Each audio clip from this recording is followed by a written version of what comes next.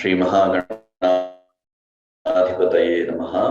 सर्वेषाम् अत्र अद्य भानुवासरे स्वागतम्। I welcome you all to the session. So, as yesterday, I will be chanting the 15 verses which we studied yesterday, and then we will move ahead. Okay.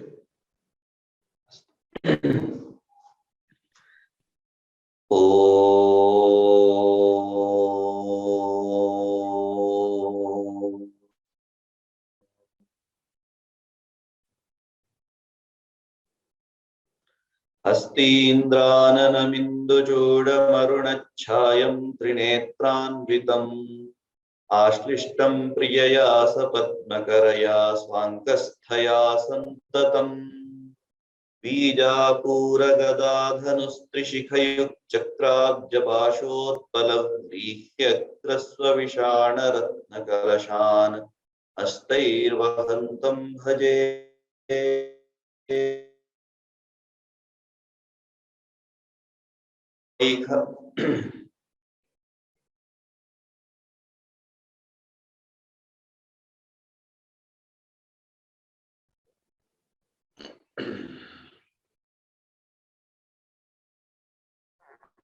सृष्टिस्थितिलयक्रीडः सुरकुञ्जरभेदनः सिन्दूरितमहाकुम्भः सदसद्भक्तिदायकः साक्षी समुद्रमथनः स्वसंवेद्यः स्वदक्षिणः स्वतन्त्रः सत्यसङ्कल्पः सामगानरतः सुखी हंसो हस्तिपिशाचीशो हवनं हव्यकव्यभुक् हव्यो हुतप्रियो हर्षो हृल्लेखा मन्त्रमध्यगः क्षेत्राधिपः क्षमा भर्ता क्षमा परपरायणः क्षिप्रक्षेमकरः क्षेमानन्दः क्षोणीसुरद्रुमः धर्मप्रदोऽर्थदः कामदाता सौभाग्यवर्धनः विद्याप्रदो विभवदो भुक्तिमुक्तिफलप्रदः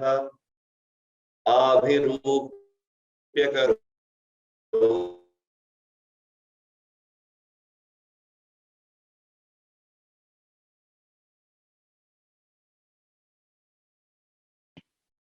दीक्षिते श्रूयते वा? इंटरनेट क्लेशः अस्ति इति मन्ये आचार्यस्य। दीक्षिते आम् आम् आम् श्रूयते वा? आम् एकनिमिषम्। अधुना न श्रूयते। तत्र इंटरनेट क्लेशः आसीत् इति मन्ये आचार्य। कुतः आरभ्य?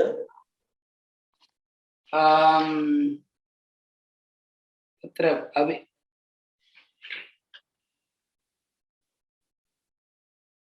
धर्मप्रदोऽर्थः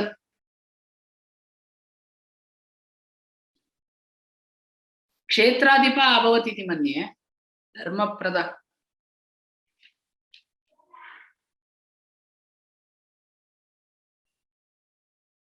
आचार्य फ्रीज जाता है इति मन्ये।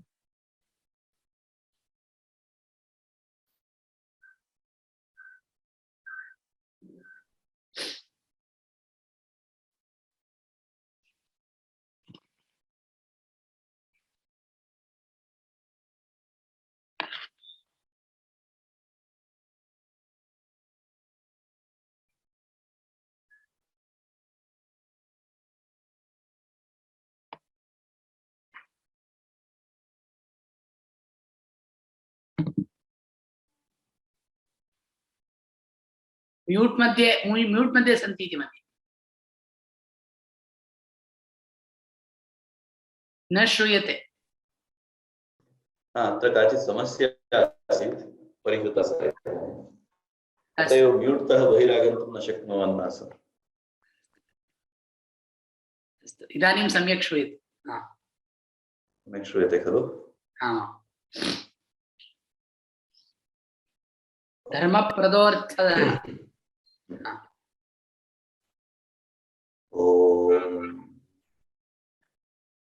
धर्मप्रदोऽर्थदः कामदाता सौभाग्यवर्धनः विद्याप्रदो न विभवदो गतम् इति मन्ये न श्रूयते महोदय न श्रूयते भवता मनोजवर्यस्य प्रश्नः अस्ति इति मन्ये अहं श्रोतुं शक्नोमि पश्यामः द्वित्रान् श्लोकान् वदामि आमाम् अस्तु धर्मप्रदोऽर्थदः कामदाता सौभाग्यवर्धनः विद्याप्रदो विभवदो भुक्तिमुक्तिफलप्रदः आभिरूप्यकरो वीरश्रीप्रदो विजयप्रदः सर्ववश्यकरो गर्भदोषः पुत्रपौत्रदः मेधादः कीर्तिदः शोकहारी दौर्भाग्यनाशनः प्रतिवादिमुखस्तंभो रुष्टचित्तप्रसादनः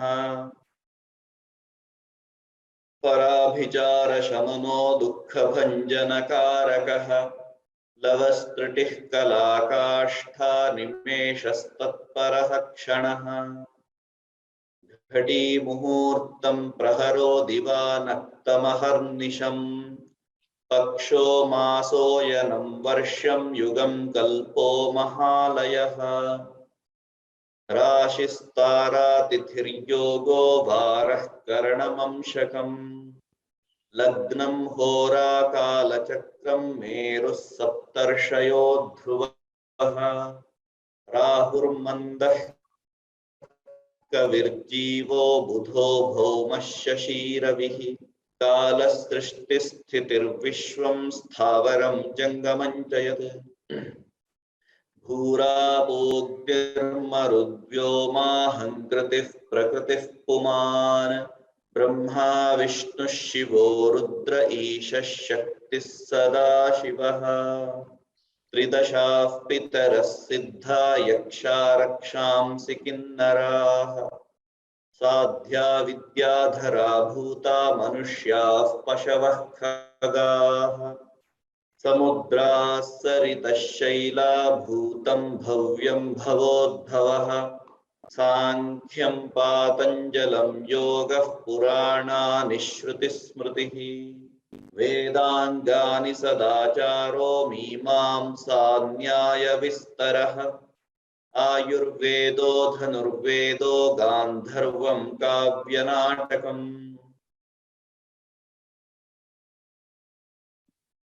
So these shlokas we have practiced yesterday. Today we will go ahead. Manojji, you will be rendering the first.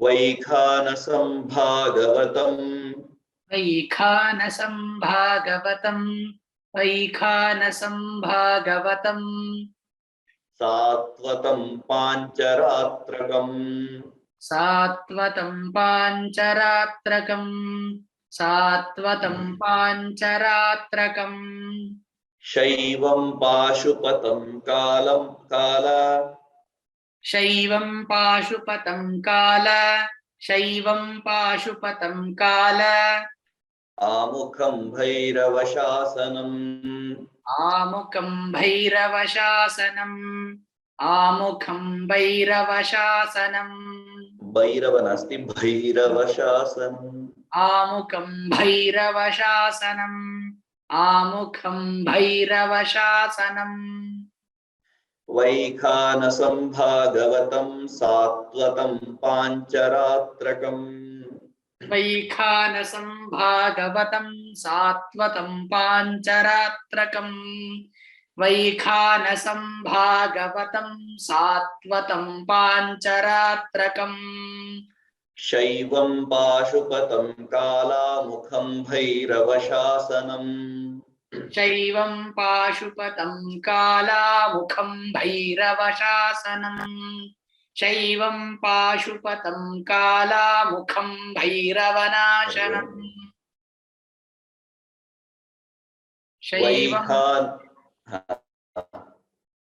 शैवं पाशुपतं कालामुखं भैरवशासनम् वैखानसं भागवतं सात्वतं पाञ्चरात्रकम् शैवं पाशुपतं कालामुखं भैरवशासनम् वैखानसं भागवतं सात्वतं पाञ्चरात्रकम् शैवं पाशुपतं कालामुखं भैरवशासनम् वैखानसं भागवतं सात्वतं पाञ्चरात्रकम् शैवं पाशुपतं कालामुखं भैरवशासनम्. So the names which we are hearing here, Vaikhanasa, Bhagavata, Satvata, Pancharatraka, these are the types of Agama Granthas, Agamas.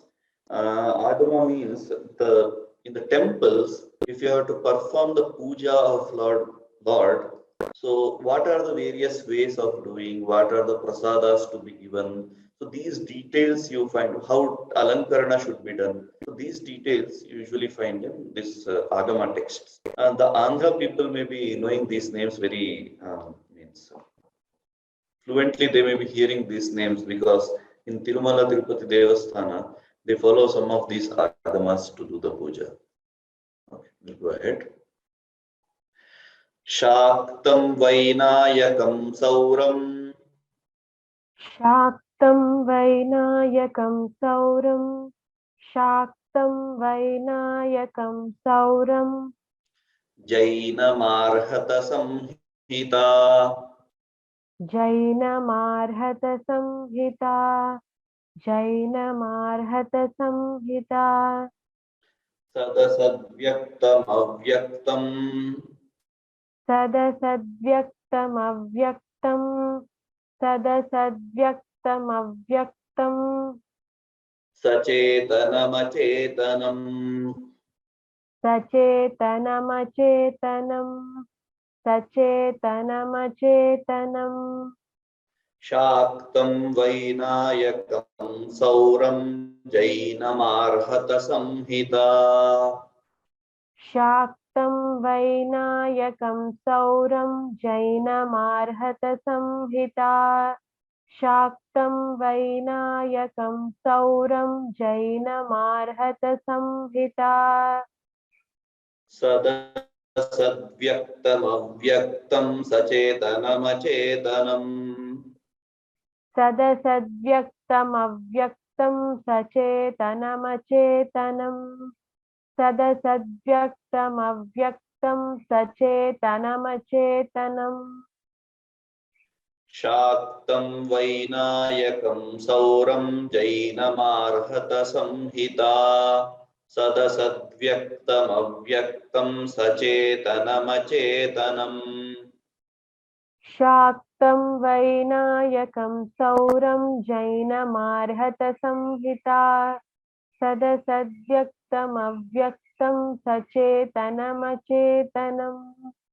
Shaktam Vainayakam Sauram Jainamarhata Samhita. Sadasadvyaktam Avyaktam Sachetanam Achetanam. So just for the information, here Sauram Jaina Marhata Samhita, that's what we are chanting now. But we can chant in this manner, this manner also. Sauram Jaina Marhata Samhita. Because of Sandhi, this Sandhi is actually exceptional, means Vikalpa.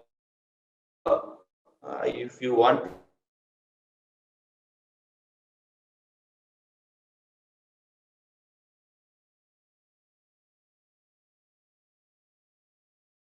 Vainayakam Sauranjaina Marhata Samhita. Sauranjaina, Anjaina, Sauranjaina.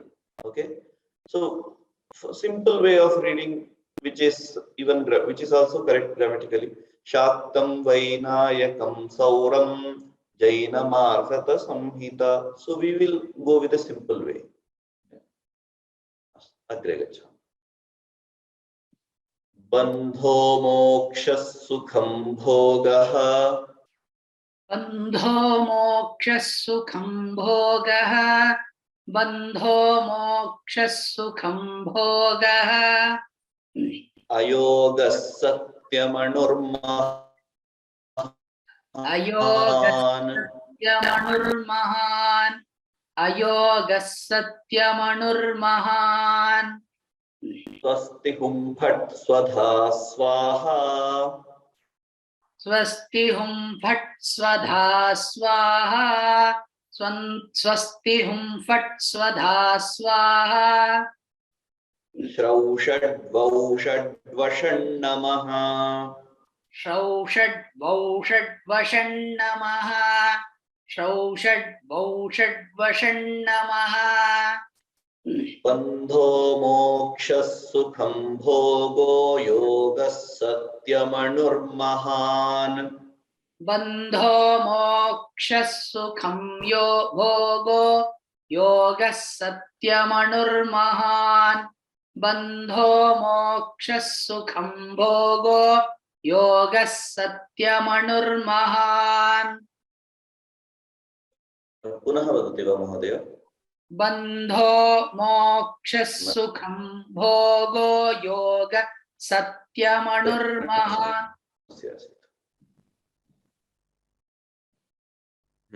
श्रूयते वा स्वस्ति हुं फट् हाँ श्रूयते स्वस्ति हुं फट् स्वधा स्वाहा श्रौषड्वौषड्वषण् नमः स्वस्ति हुं फट् स्वधा स्वाहा षौषड्वौषड्वषण् नमः स्वस्ति हुं फट् स्वधा स्वाहा षौषड्वौषड्वषण् नमः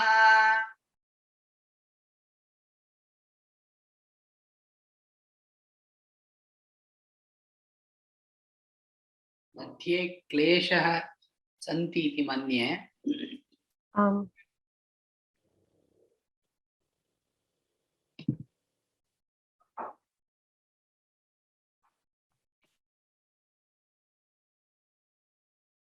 आचार्य श्रूयते वा हरि ओम् हरि ओम् अहं श्रोतुं न शक्नोमि अहमपि हरि ओम् आचार्य दीक्षिते भवती अस्ति वा आम् आम् अहमस्मि श्रूयते अस्तु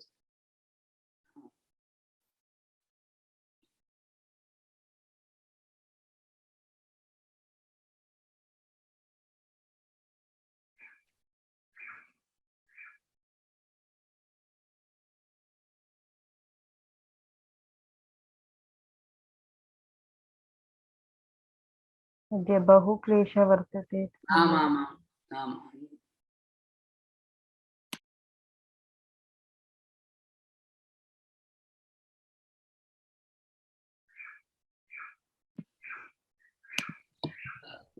हरिः ओम् अधुना अस्ति वा स्पष्टता आमामाम् इदानीमस्ति भवान् एकं कार्यं कर्तुं शक्यते आचार्य भवान् चित्रग्राही न प्रकटयतु इति किञ्चित् तथा कुर्मः आमां बैण्डविड्थ हा इदानीं अस्तु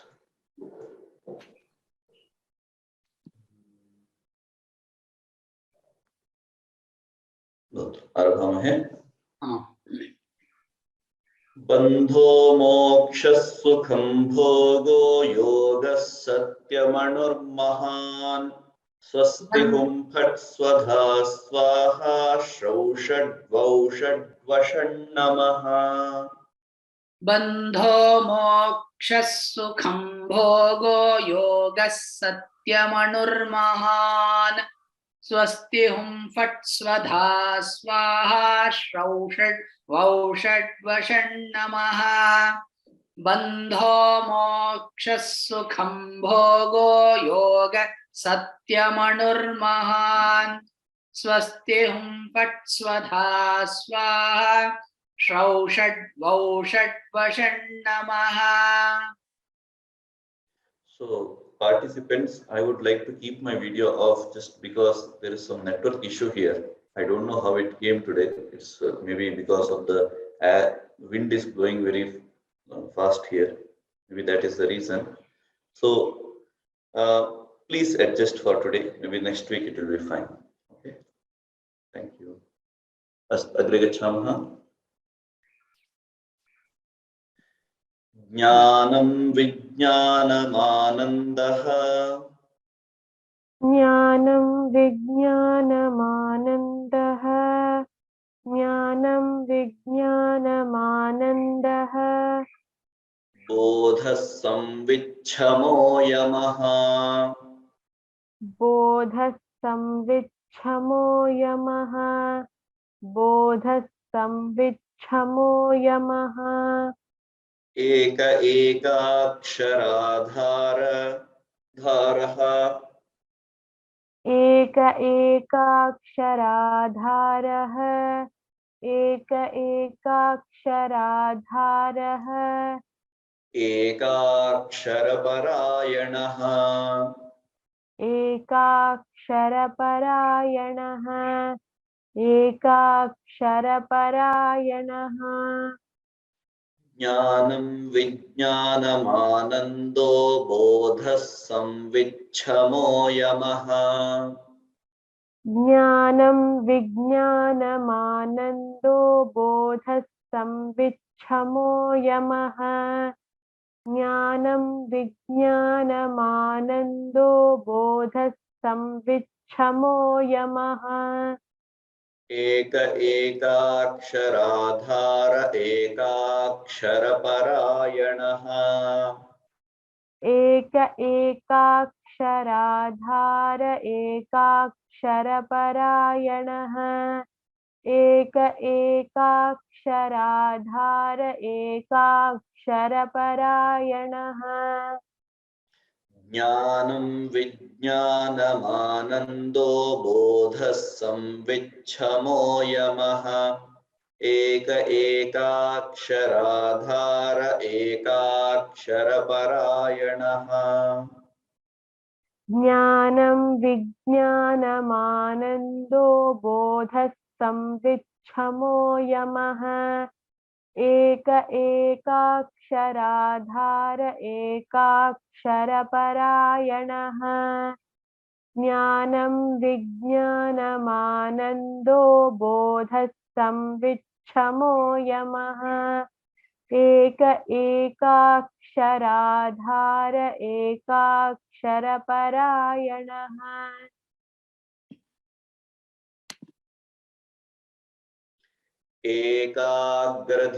एकाग्रधीरेकवीरः एकाग्रधीरेकवीरः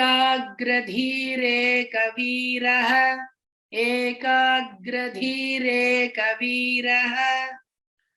एकानेकस्वरूपधृक् एकानेकस्वरूपधृक् एकानेकस्वरूपधृक् द्विरूपो द्विभुजो द्व्यक्षः द्विरूपो द्विभुजोऽध्यक्षः द्विरूपो द्विभुजोऽध्यक्षः द्विरदो द्विपरक्षकः द्विरदो द्विपरक्षकः द्विरदो द्विपरक्षकः एकाग्रधीरेकवीर एकानेकस्वरूपधृक् एकाग्रधीरेकवीर एकानेकस्वरूपधृक् एकाग्रधीरेकवीर एकानेकस्वरूपधृक् द्विरूपो द्विभुजो द्व्यक्षो द्विरदो द्विपरक्षकः द्विरूपो द्विभुजो द्व्यक्षो द्विरदो द्विपरक्षकः द्विरूपो द्विभुजो द्व्यक्षो द्विरदो द्विपरक्षकः एकाग्रधीरेकवीर एकानेकस्वरूपधृक् द्विरूपो द्विभुजो द्व्यक्षो द्विरदो द्विपरक्षकः एकाग्रधीरेकवीर एकानेकस्वरूपधृक् द्विरूपो द्विभुजो द्व्यक्षो द्विरदो द्विपरक्षकः एकाग्रधीरेकवीर एकानेक स्वरूपधृक् द्विरूपो द्विभुजो क्षम्यतां द्विरूपो द्विभुजो द्व्यक्षो द्विरदो द्विपरक्षकः एकाग्रधीरेकवीर एकानेक स्वरूपधृक् द्विरूपो द्विभुजो द्व्यक्षो द्विरदो द्विपरक्षकः. Here we can see one, there is a textual difference. Ekaneka Swarupadhruk is what we studied. In some texts we find Ekoneka Swarupadhruk. Ekagradhireka Veera Ekoneka Swarupadhruk. This is how it is. Okay. Let's go ahead. Dvaimaturo Dvivadanaha. द्वैमातुरो द्विवदनः द्वैमातुरो द्विवदनः द्वन्द्वातीतो द्वयातिगः. द्वन्द्वातीतो द्वयातिगः द्वन्द्वातीतो द्वयातिगः द्वन्द्वातीतो द्वयातिगः द्वयातिगः. द्वन्द्वातीतो द्वयातिगः द्वन्द्वातीतो द्वयातिगः त्रिधा मात्रिकरस्त्रेता. त्रिधा मात्रिकरस्त्रेता त्रिधा मात्रिकरस्त्रेता. अस्तु त्रिधा मात्रिकरस्त्रेता त्रिधा मात्रिकरस्त्रेता त्रिवर्गफलदायकः. त्रिवर्गफलदायकः त्रिवर्गफलदायकः द्वैमातुरो द्विवदनो द्वन्द्वातीतो द्वयातिगः. द्वैमातुरो द्विवदनो द्वन्द्वातीतो द्वयातिगः द्वैमातुरो द्विवदनो द्वन्द्वातीतो द्वयातिगः त्रिधा मात्रिकरस्त्रेता त्रिवर्गफलदायकः.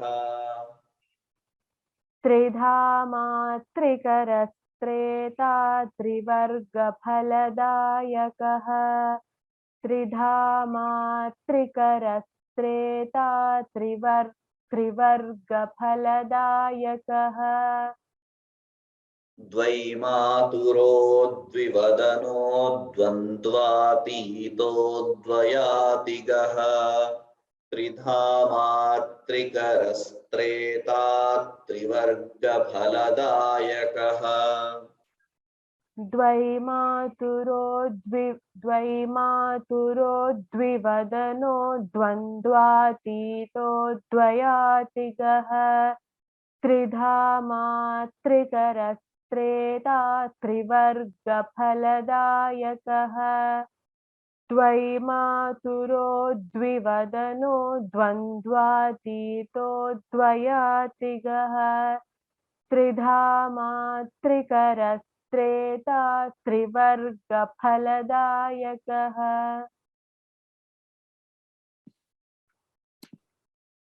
त्रिगुणात्मा त्रिलोकादिः.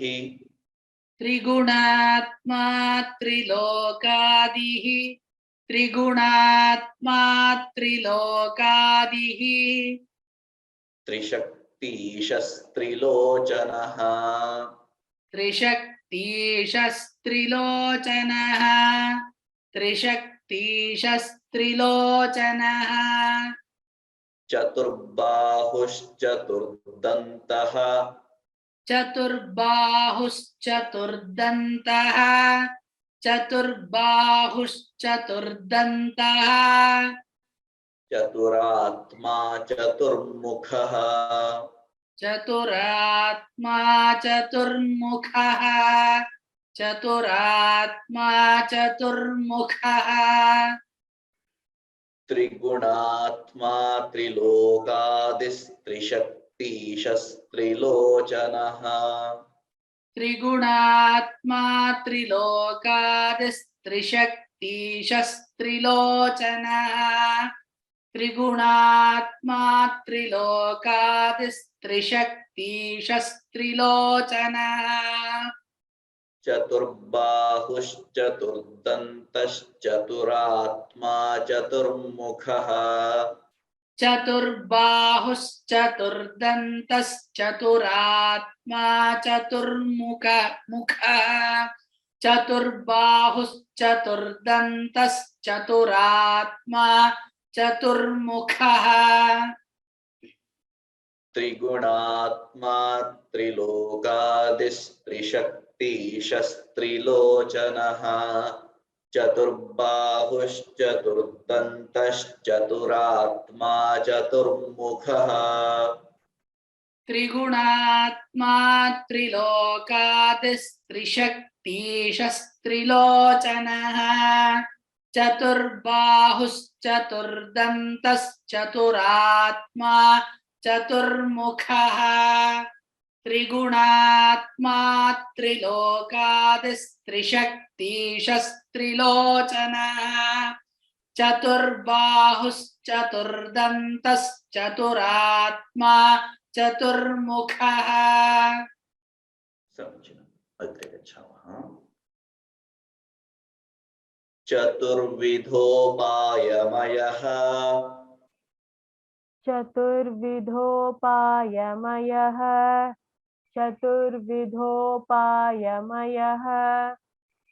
चतुर्वर्णाश्रमाश्रयः चतुर्वर्णाश्रमाश्रयः चतुर्वर्णाश्रमाश्रयः चतुर्विधवचो वृत्ति चतुर्विधवचो वृत्ति चतुर्विधवचो वृत्ति परिवृत्तिप्रवर्तकः परिवृत्तिप्रवर्तकः परिवृत्तिप्रवर्तकः This is one whole word, huh?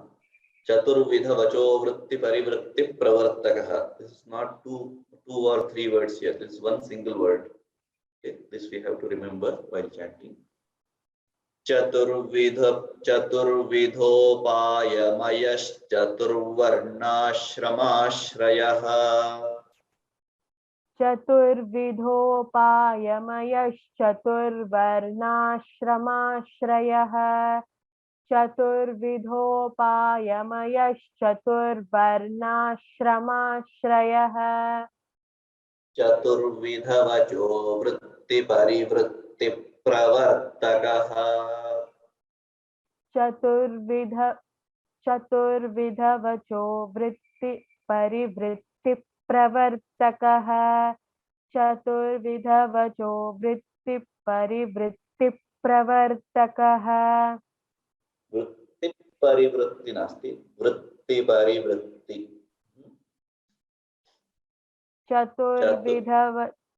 चतुर्विधवचो वृत्तिपरिवृत्तिप्रवर्तकः चतुर्विधवचो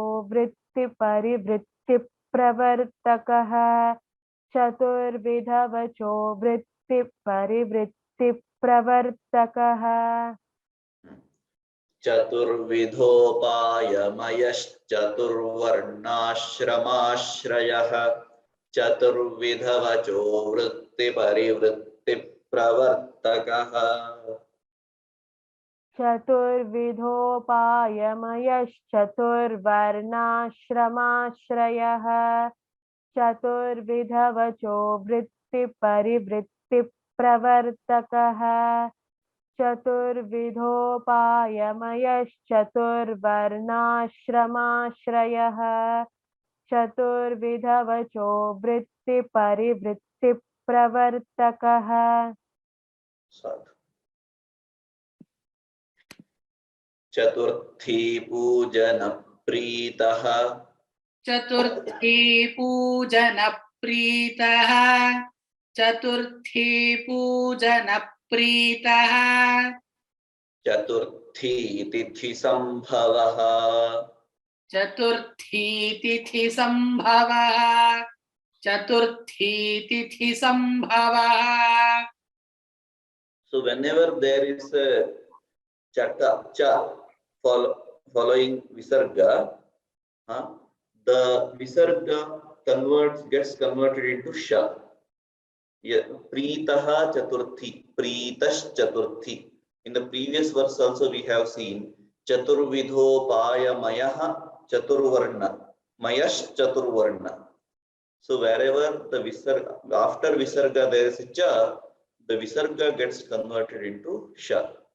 So this is usually seen when there is a in Anushtup or any other meters, when the first quarter ends at visarga and second quarter starts as cha, or whenever there are two words, in two words the previous word ends with visarga and the next word is cha.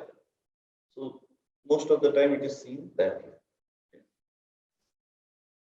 Chaturthi pujana pritaha.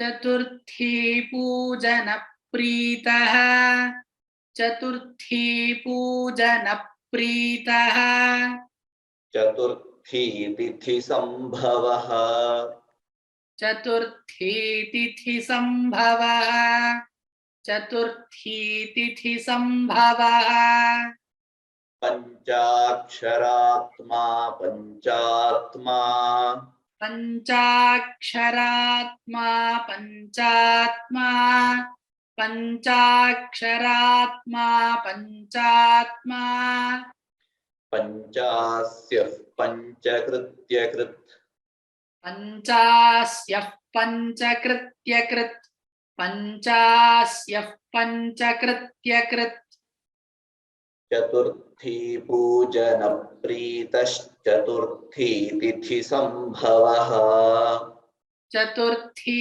पूजन प्रीतश्चतुर्थी तिथि संभवः प्रीतस् नास्ति चतुर्थी पूजन प्रीतश्चतुर्थी तिथि संभवः चतुर्थी पूजन प्रीतश्चतुर्थी तिथि संभवः पंचाक्षरात्मा पंचात्मा पंचास्यः पंचकृत्यकृत् पंचाक्षरात्मा पंचात्मा पंचास्यः पंचकृत्यकृत् पंचाक्षरात्मा पंचात्मा पंचास्यः पंचकृत्यकृत्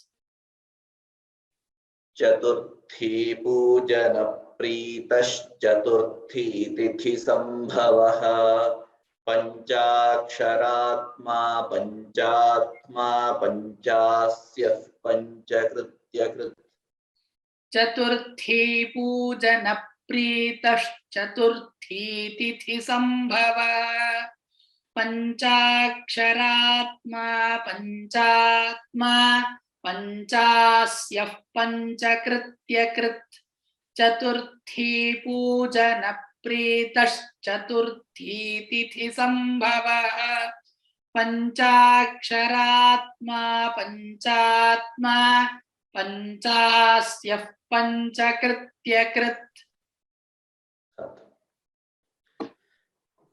पंचाधारः पंचवर्णः पंचाधारः पंचवर्णः पंचाधारः पंचवर्णः पंचाक्षरपरायणः पंचाक्षरपरायणः पञ्चाक्षरपरायणः पञ्चतालः पञ्चकरः पञ्चतालः पञ्चकरः पञ्चतालः पञ्चकरः पञ्चप्रणवभावितः पञ्चप्रणवभावितः पञ्चप्रणवभावितः पञ्चाधारः पञ्चवर्णः पञ्चाक्षरपरायणः पञ्चाधारः पञ्चवर्णः पञ्चाक्षरपरायणः पञ्चाधारः पञ्चवर्णः पञ्चाक्षरपरायणः पञ्चतालः पञ्चकरः पञ्चप्रणवभावितः पञ्चतालः पञ्चकरः पञ्चप्रणवभावितः पञ्चतालः पञ्चकरः पञ्चप्रणवभावितः पञ्चाधारः पञ्चवर्णः पञ्चाक्षरपरायणः पञ्चतालः पञ्चकरः पञ्चप्रणवभावितः पञ्चाधारः पञ्चवर्णः पञ्चाक्षरपरायणः पञ्चतालः पञ्चकरः पञ्चप्रणवभावितः पञ्चाधारः पञ्चवर्णः पञ्चाक्षरपरायणः पञ्चतालः पञ्चकरः पञ्चप्रणवभावितः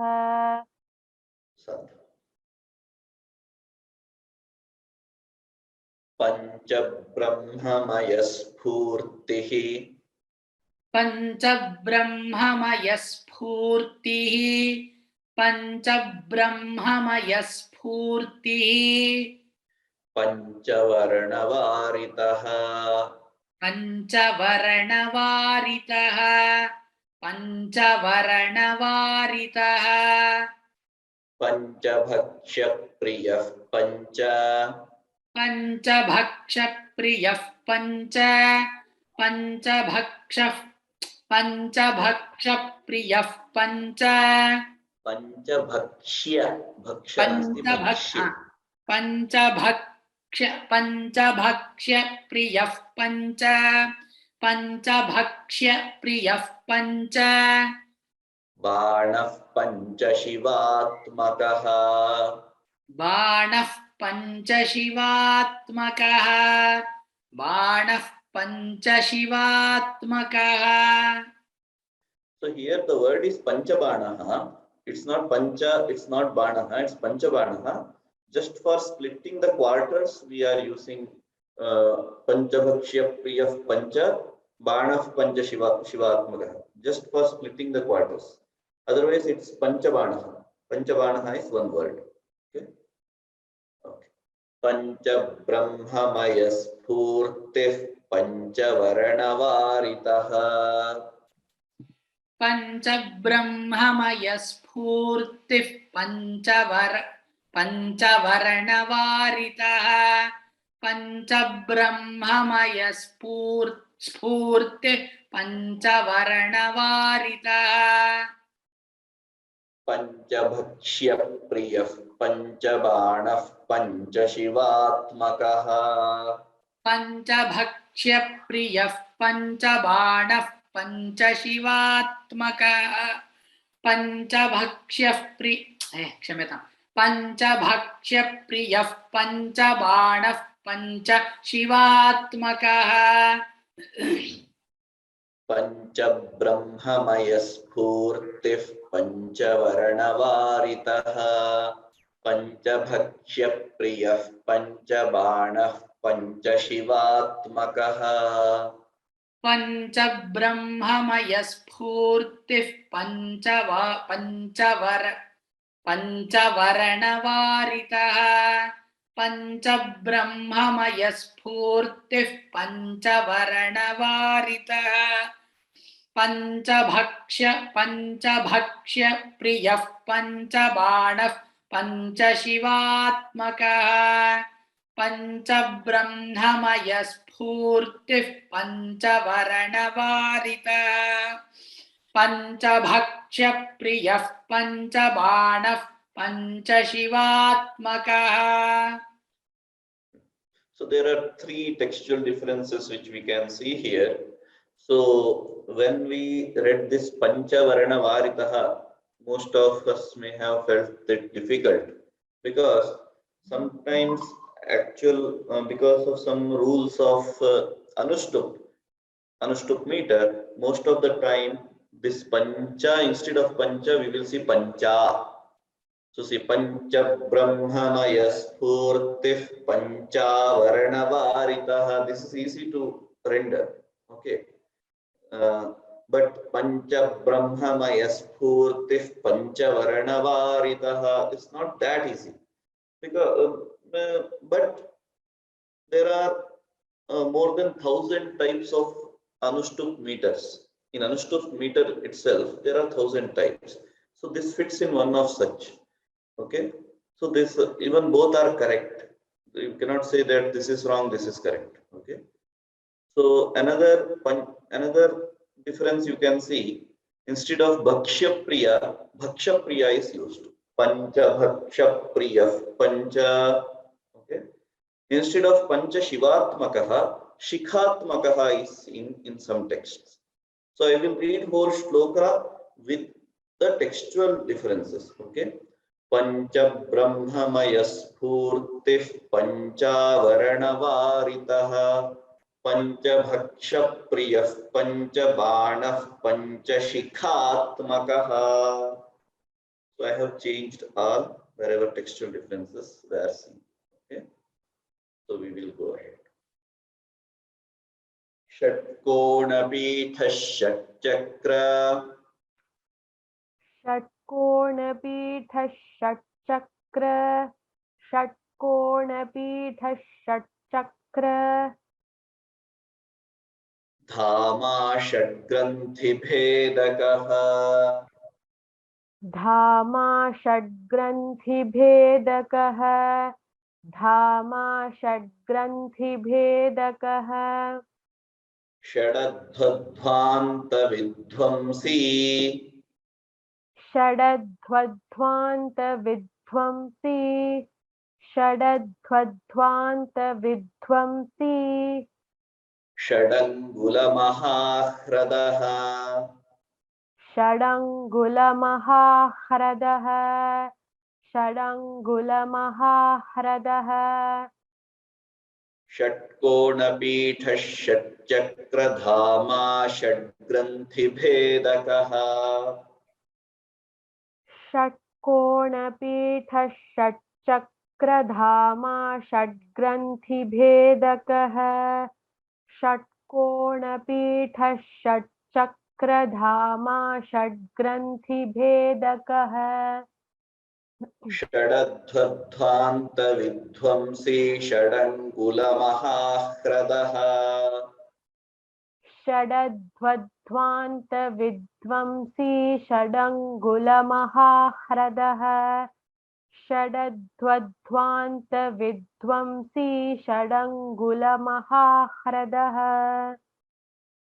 षट्कोणपीठः षट्चक्रधामा षड्ग्रन्थिभेदकः षडध्वध्वान्तविध्वंसी षडङ्गुलमहाह्रदः षट्कोणपीठः षट्चक्रधामा षड्ग्रन्थिभेदकः षडध्वध्वान्तविध्वंसी षडङ्गुलमहाह्रदः महाह्रदः षडध्वध्वान्तविध्वंसी षडङ्गुलमहाह्रदः षट्कोणपीठः षट्चक्रधामा षड्ग्रन्थिभेदकः षडध्वध्वान्तविध्वंसी षडङ्गुलमहाह्रदः. Here you can see a small textual difference. Shadadhvanta vidhvamsi is what we chanted, but in some texts you may find Shadangadhvanta vidhvamsi. Shadangadhvanta vidhvamsi Shadangula Mahahradaha. Okay. So keep note of this. Shanmukha Shanmukha षण्मुखः षण्मुखभ्राता षण्मुखः षण्मुखभ्राता षट्शक्तिपरिवारितः षट्शक्तिपरिवारितः षट्शक्तिपरिवारितः षड्वैरिवर्गविध्वंसी क्षम्यतां षड्वैरिवर्गविध्वंसी षड्वैरिवर्गविध्वंसी षडूर्मिभयभञ्जनः षडूर्मिभयभञ्जनः षडूर्मिभयभञ्जनः षण्मुखः षण्मुखभ्राता षट्शक्तिपरिवारितः षण्मुखः षण्मुखभ्राता षट्शक्तिपरिवारितः षण्मुखः षण्मुखभ्राता षट्शक्तिपरिवारितः षड्वैरिवर्गविध्वंसी षडूर्मिभयभञ्जनः षड्वैरिवर्गविध्वंसी षडूर्मिभयभञ्जनः षड्वैरिवर्गविध्वंसी षडूर्मिभयभञ्जनः षण्मुखः षण्मुखभ्राता षट्शक्तिपरिवारितः षड्वै सम्पूर्णम् उक्तव्यं खलु इदानीम् आमामां सम्पूर्णम् षण्मुखः षण्मुखभ्राता षट्शक्तिपरिवारितः षड्वैरिवर्गविध्वंसी षडूर्मिभयभञ्जनः षण्मुखः षण्मुखभ्राता षट्शक्तिपरिवारितः षड्वैरिवर्गविध्वंसी षडूर्मिभयभञ्जनः षण्मुखः षण्मुखभ्राता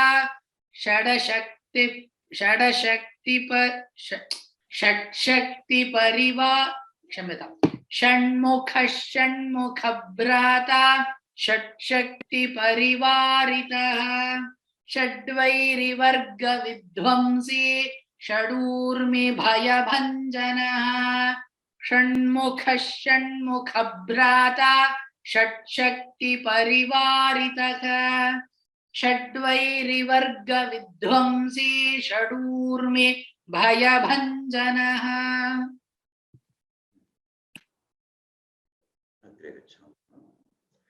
षट्तर्कदूरः षट्कर्मा षट्तर्कदूरः षट्कर्म षट्तर्कदूरः षट्कर्म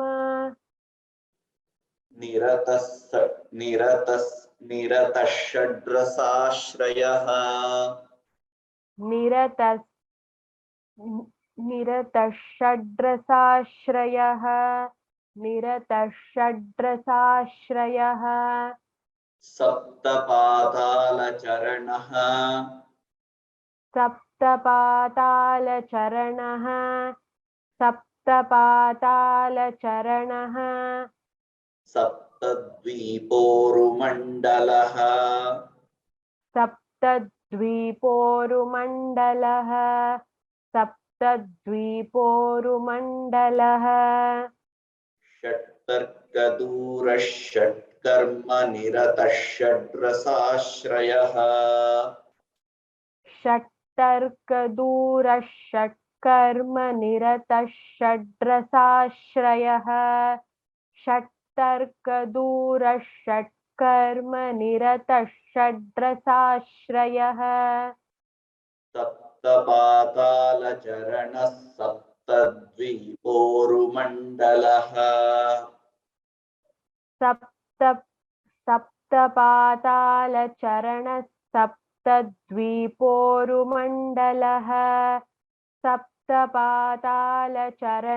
सप्तद्वीपोरुमण्डलः षट्तर्कदूरः षट्कर्मनिरतः षड्रसाश्रयः सप्तपातालचरणः सप्तद्वीपोरुमण्डलः षट्तर्कदूरः षट्कर्मनिरतः षड्रसाश्रयः सप्तपातालचरणः सप्तद्वीपोरुमण्डलः षट्तर्कदूरः षट्कर्मनिरतः षड्रसाश्रयः सप्तपातालचरणः सप्तद्वीपोरुमण्डलः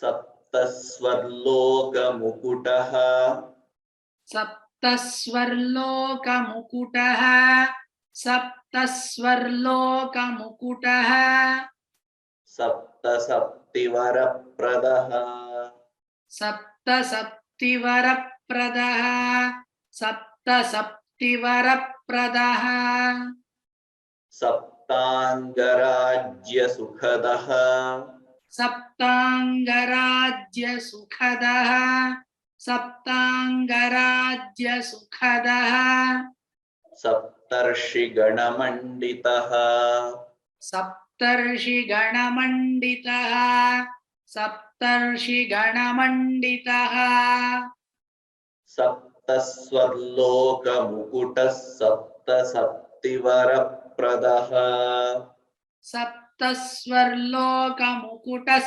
सप्तसप्तिवरप्रदः सप्तस्वर्लोकमुकुटः सप्तसप्तिवरप्रदः सप्ताङ्गराज्यसुखदः सप्तर्षिगणमण्डितः सप्ताङ्गराज्यसुखदः सप्तर्षिगणमण्डितः सप्ताङ्गराज्यसुखदः सप्तर्षिगणमण्डितः सप्तस्वर्लोकमुकुटः सप्तसप्तिवरप्रदः सप्ताङ्गराज्यसुखदः सप्तर्षिगणमण्डितः सप्तस्वर्लोकमुकुटः सप्तसप्तिवरप्रदः सप्ताङ्गराज्यसुखदः सप्तर्षिगणमण्डितः सप्तस्वर्लोकमुकुटः सप्तसप्तिवरप्रदः सप्ताङ्गराज्यसुखदः सप्तर्षिगणमण्डितः So we will stop here. Today, I'm sorry, we will not take question answers because the time remaining is very less. But I assure you that please note down your questions. Next session, we will take all those questions. Okay. So as time will not permit us enough to take all the questions. So I don't want to take some questions and just avoid some questions. So instead of that, we will take questions next week. Okay. So pranams everybody. Dikshite, Mangalam karoti va? आचार्य हस्तीन्द्राननमिन्दुचूडमरुणच्छायं त्रिनेत्रान्वितम् आश्लिष्टं प्रियया सपद्मकरया स्वाङ्कस्थया सन्ततम्